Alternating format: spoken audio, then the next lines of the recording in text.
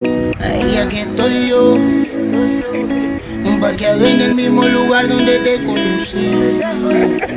Todo lo que suena en la radio me recuerda a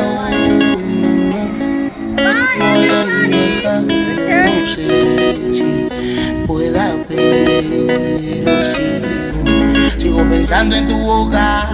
Me cierro en cuatro paredes, una historia tan hermosa. En estos tiempos no se ve.